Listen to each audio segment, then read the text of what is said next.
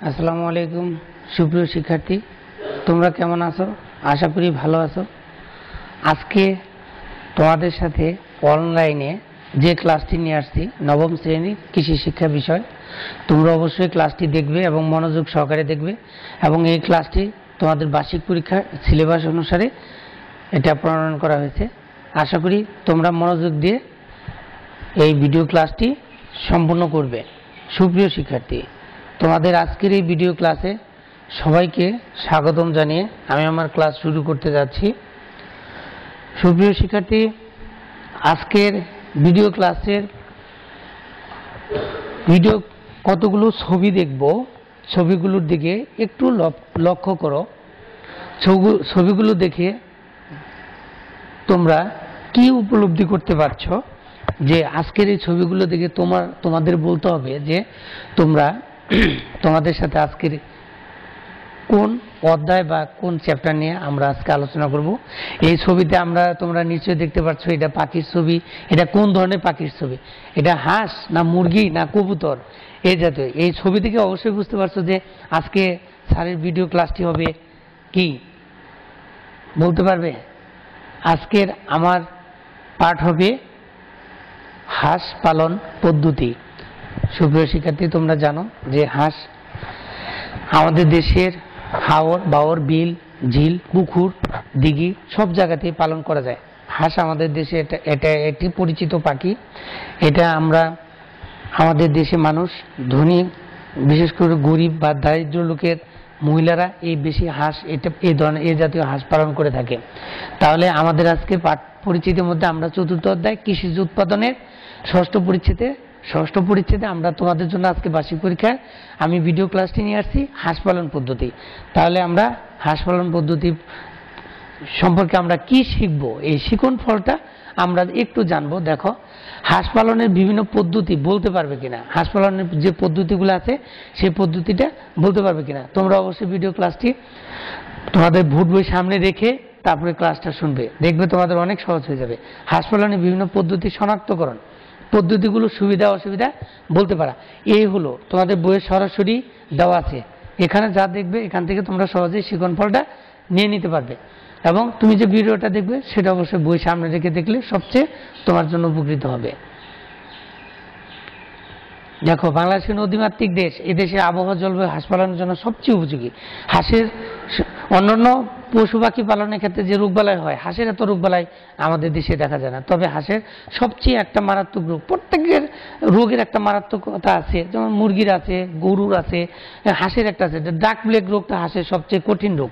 এ রোগ হলে হাঁস সাধারণত বাঁচে না, কিন্তু এই রোগ ছাড়া হাঁসের সাধারণত রোগবালাই অনেক কম হয়।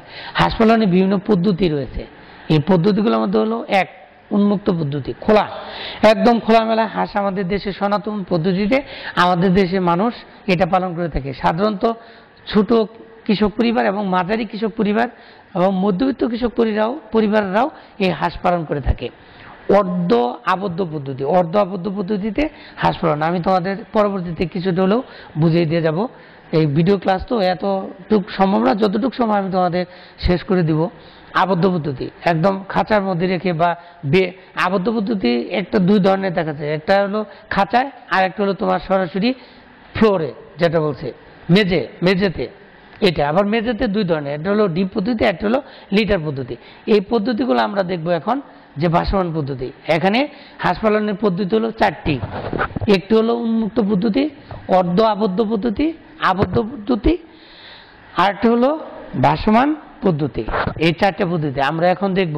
যে এই পদ্ধতিগুলো আলোচনায় আমরা দেখব এখন যে উন্মুক্ত পদ্ধতি। আমরা হাঁস পালনের ক্ষেত্রে উন্মুক্ত পদ্ধতিতে আমরা হাঁস পালন করে দিই খোলামেলা, একদম হাঁস নদীতে খালে বিলে ওপেন সে খোলামেলা ভাবে সে চলাফেরা করে, খাবার খায়, তার ইচ্ছা মতো খাবার সংগ্রহ করে, তার ইচ্ছা মতো সে তার ঘরে উঠে, খোয়ারে উঠে।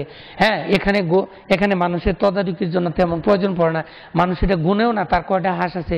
যখন সকালে দুই একটা বের হয় হাঁস, তখন দু একজনের গুনে হয়তোবা হিসাব নিকাশ করে, আবার অনেকে হিসাব নিকাশ করে না। এই অবস্থায় আমরা এই পদ্ধতিটা বলি উন্মুক্ত পদ্ধতি। এই পদ্ধতি হাঁসগুলো ছেড়ে দেওয়া হয়, সাধারণত খাবার দেওয়া হয় না, প্রাকৃতিক উৎস থেকে নিজেরাই তাদের খাবার সংগ্রহ করে। এই হলো উন্মুক্ত পদ্ধতি। উন্মুক্ত পদ্ধতি আমরা এখানে যে সুবিধা অসুবিধা আমরা দেখব। সুবিধা, শ্রমিক কম লাগে, খাদ্য খরচ কম লাগে, এই ক্ষেত্রে বাসস্থান তৈরি খরচ কম হয়, বাসস্থান তৈরি খরচ কম হয়, পরিবেশের সাথে অভিযোজনটা ভালো হয় এটা, আর এদের দৈহিক বিদ্যুৎ উৎপাদন ভালো হয়। এখন অসুবিধার মধ্যে আমরা অসুবিধা হয়ে যে এটা অনেক সময় প্রতি জমি জল মহালয় প্রয়োজন হয় প্রতি জমির ক্ষেত্রে। এই ক্ষেত্রে বন্য পশু পাখি দ্বারা হাঁস বেশি ক্ষতিগ্রস্ত হওয়ার আশঙ্কা থাকে বেশি, আর খারাপ আবহাওয়া হাঁসের ক্ষতি করে সবচেয়ে বেশি এই ক্ষেত্রে। আর সব সময় পর্যবেক্ষণ করা যায় না, এদের খোঁজ রাখা যায় না, উন্মুক্ত মানে ওরা ওদের মতো আসে, ওদের মতো যায়, খায়, সব উন্মুক্ত। আমরা যদি এখন বলি একক কাজ, একক কাজটা আমি তোমাদের জন্য রাখছি, দেখো নিজের কোন চিত্রটি উন্মুক্ত পদ্ধতি এটা বলবে।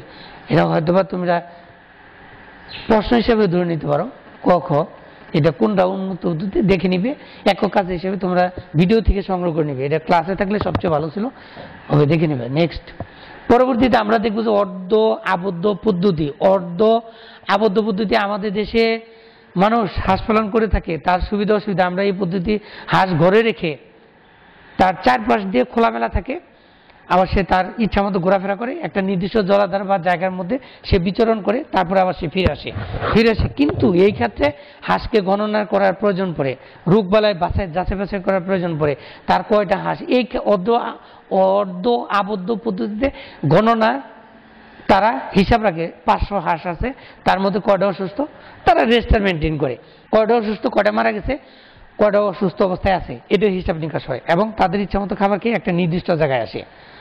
এটা হলো অর্ধ আবদ্ধ। এই অর্ধ আবদ্ধর মধ্যে সুবিধা আছে, এই সুবিধার মধ্যে সুবিধাগুলো হলো এখানে হাঁস সাঁতার কাটার সুযোগ পায়, তার নির্দিষ্ট একটা পুকুর থাকে কাছাকাছি, সেখানে সে সাঁতার কাটার সুযোগ পায়। দৈহিক বৃদ্ধি স্বাভাবিক থাকে, দৈহিক বৃদ্ধিটা স্বাভাবিক থাকে, কেন থাকে, তাকে নির্দিষ্ট টাইমে হাঁসের খাবারটা অন্য খাবার 2 বেলা 3 বেলা দিলে চলে, কিন্তু হাঁসের খাবার অনেক ক্ষেত্রে 4 বেলা থেকে 5 বেলা দিতে হয়, ওরা একটু বেশি খায়। আচ্ছা, তাহলে শ্রমিক কম লাগে, এক্ষেত্রে খাদ্য গ্রহণের সমভাব হয়। অসুবিধার ক্ষেত্রটা আমরা দেখবো হাঁস পালনের খরচ বেশি হয়, কারণ একটা ঘর তৈরি হয়, নির্দিষ্ট একটা বেষ্টনী তৈরি করতে হয়, একটা আদর্শ পুকুর রাখতে হয়, বিভিন্ন খরচ এর সাথে সম্পৃক্ত থাকে, যার কারণে নিবিড় যত্ন নিতে হয়। এই নিবিড় যত্নটা এটা তোমাদের কি বুঝাবো, মানে বুঝাইলে তো অনেক টাইম লাগে। নিবিড় যত্ন বলতে হাঁসের যাবতীয় রোগ বালাই থেকে শুরু করে সব কিছু তাদের তদারকি করতে হয়, কয়টা অসুস্থ হয়ে পড়লো, কয়টা খাবার খাচ্ছে, আবার কয়টা খাবার খাচ্ছে না, টোটাল তার হাঁসের হিসাব নিকাশ রেজিস্টার মেনটেন করতে হয়। নিবিড় বলতে তুমি যদি যত সুন্দর হবে, তুমি যত সুন্দর দাড়ি মুছ কামিয়ে যত সুন্দর টাই টুই পরে তুমি যত সুন্দর হবে, তত তোমার ভালো লাগবে। এটা হলো নিবিড়ভাবে তোমাকে চাষাবাদ করা বা তোমার হাঁস মুরগির যত্ন নেওয়া, এ বলে নিবিড়। খাদ্য খরচের বেশি হয়। আচ্ছা, আমরা আবদ্ধ পদ্ধতি দেখব। আবদ্ধ পদ্ধতিটা হলো এই পদ্ধতিতে হাঁসকে আবদ্ধ করে রাখা হয়। এই পদ্ধতি 2 ধরনের হয়, এটা তোমাদের বলছি। আমি আরো বেশি বলতে পারি, খাঁচা পদ্ধতি আর মেজুতে পদ্ধতি, কিন্তু না, আর একটা পদ্ধতি হয় মেজু পদ্ধতি, আবার 2 ধরনের হয়। এটাকে আমরা বলি লিটার পদ্ধতি, আর একটা হলো ডিপ লিটার পদ্ধতি। এটা আমি তোমাদের বুঝাই দেব পরবর্তীতে, আবার যদি ক্লাসে আসি আমাকে প্রশ্ন করতে পারো। এই ডিপ লিটার পদ্ধতি আর লিটার পদ্ধতিতে আরো দিকে যাবে। তোমরা শুধু জানো খাঁচা পদ্ধতি আর মেজুতে পদ্ধতি, 2 ধরনের আবদ্ধ। এই আবদ্ধ পদ্ধতি খাঁচা পদ্ধতি, আর এখানে বলছে মেজুতে পদ্ধতি। মেজুতে ফ্লোর, কিন্তু ফ্লোরে তুমি রাখবা মাটি ফ্লোর থাকলে একটু সমস্যা, পাকা থাকলে সবচেয়ে ভালো। এই পদ্ধতিতে হাঁস স্বাচ্ছন্দ্য বোধ করে। আর মাটি থাকলে কাদা হয়, স্বেচ্ছেতে হয়, হাঁস এমনি তো নোংরা করে, হাঁসটা একটু বেশি নোংরা করে অন্যান্য প্রাণীদের চেয়ে, এই জন্য ফ্লোরটা পাকা রাখবে। সুবিধা অসুবিধা আমরা যাব। সুবিধা অসুবিধা আমি একটু দ্রুত যাচ্ছি, ভিডিও ক্লাসটা তোমাদের অবশ্যই বোঝার মতো করে দিচ্ছি। সুবিধা অসুবিধা সব লিখে দিচ্ছি, তোমরা এখান থেকেও নিতে পারবে, বই থেকেও নিতে পারবে। সুবিধা, খাদ্য গ্রহণের সমভাব হয়। সুবিধা, সহজে রোগ প্রতিরোধ করা যায়, এদের চিহ্নিত করা যায়।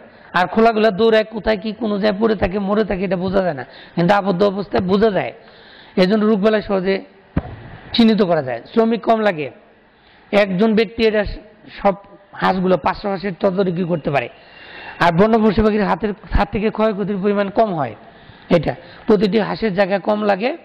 অসুবিধার মধ্যে আমরা দেখব বেশি পরিমাণে খাবার সরবরাহ করতে হয়, কারণ খাবার হাঁসকে 4 বেলা 5 বেলা দিতে হয়, ঘর নির্মাণ খরচ বেশি হয়, নির্মাণ করতে হয়, হাঁসের মুক্ত আলো বাতাসের অভাব হয়, নিবিড় যত্ন নিতে হয়। নিবিড় বলছে কিভাবে, হাঁস পালনে হাঁস সাঁতার কাটার সুযোগ পায় না, এই হলো আবদ্ধ পদ্ধতি।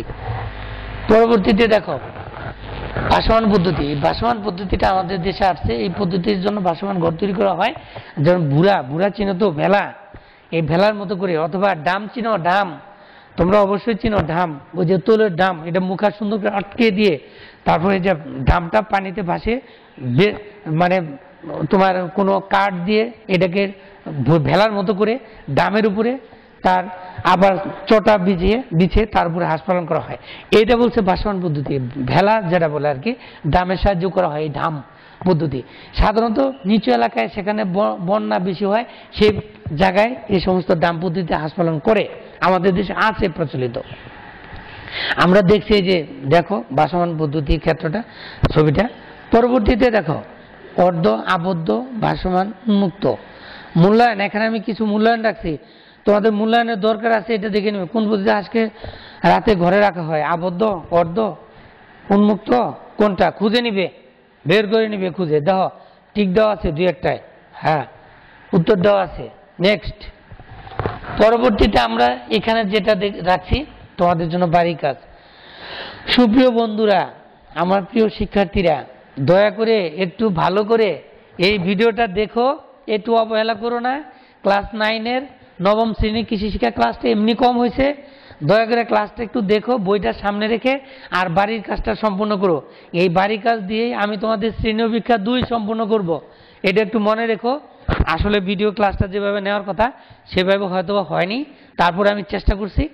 এটা অবশ্যই তোমরা একটা আলাদা খাতা করবে, সেই খাতায় এই সৃজনশীল যে প্রশ্ন দিছি, এই প্রশ্নগুলো আমাকে স্কুল খোলা হলে অবশ্যই জমা করবে, আর বার্ষিক পরীক্ষার জন্য প্রিপারেশন নিবে, এটা তোমার জন্য অবশ্যই বাধ্যতামূলক। আর বাকি আর কিছু বলবো না। ভালো থাকো, সুন্দর থাকো, সুস্থ থাকো, আর তোমাদের সবাইকে ধন্যবাদ জানিয়ে আমি আমার ক্লাস সমাপ্ত করছি।